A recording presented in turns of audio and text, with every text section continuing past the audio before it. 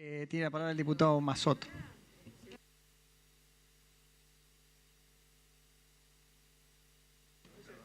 Pero no pueden hablar de esto tampoco, porque hay que estar... Gracias, presidente.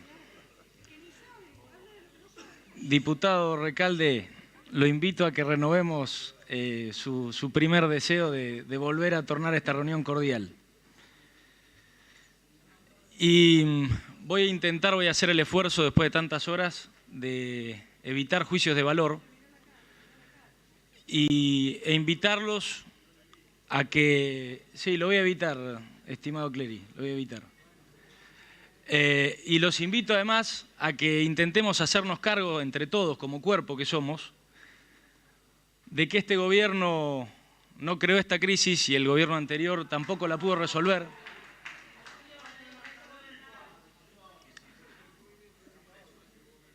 Todos o prácticamente todos los que estamos acá, en distintos momentos, tuvimos diferentes niveles de responsabilidad en el gobierno, en el Poder Ejecutivo, en el Poder Legislativo. Hoy nos toca a nosotros, pero casi la totalidad de quienes hoy no forman parte del oficialismo en algún otro momento han formado parte de gobiernos que han tenido mucho que ver con lo que estamos discutiendo hoy en día.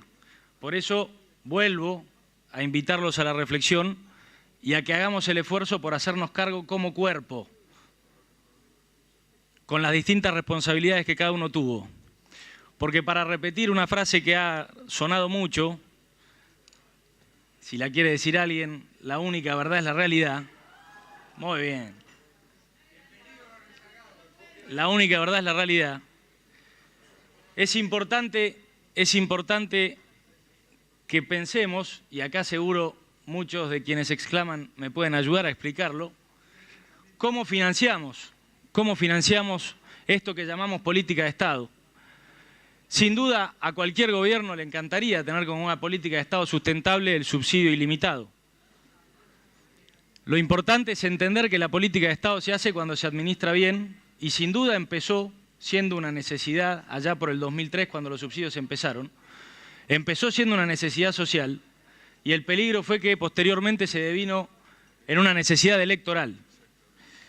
Y no solamente ocurrió eso, sino que lo que comenzó con superávit y tomando decisiones que podían o no ser cuestionables, pero que formaban parte de la administración de quienes en ese entonces gestionaban el gobierno y el tesoro.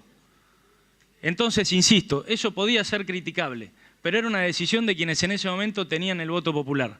En el transcurso eso cambió.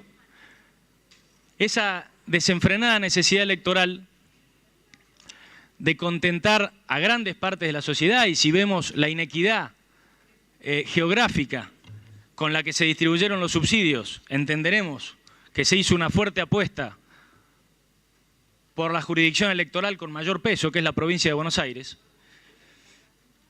Lo peor de todo fue cuando continuamos con esa medida cuando perdimos los superávit, o principalmente el superávit fiscal.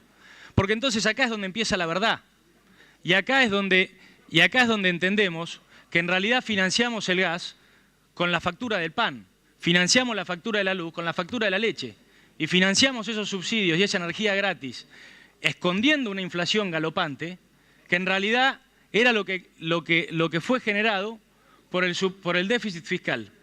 El déficit fiscal en la Argentina, y te pido, Axel, que después por favor me corrijas,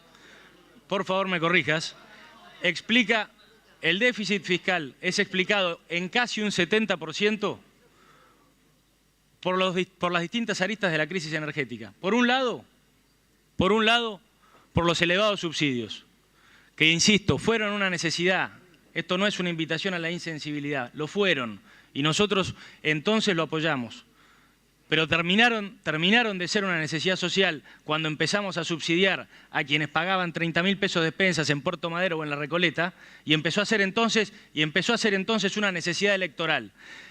Los subsidios y la importación de energía, corregime, Axel, y si no le pido también como parte de la pregunta al ministro que volvamos sobre esos números y entendamos qué porcentaje del déficit fiscal explicó únicamente el descalabro energético y que entonces entendamos qué porcentaje de la inflación generalizada responde a esta política energética. Porque entonces, señores, yo a lo único que los invito es a lo siguiente.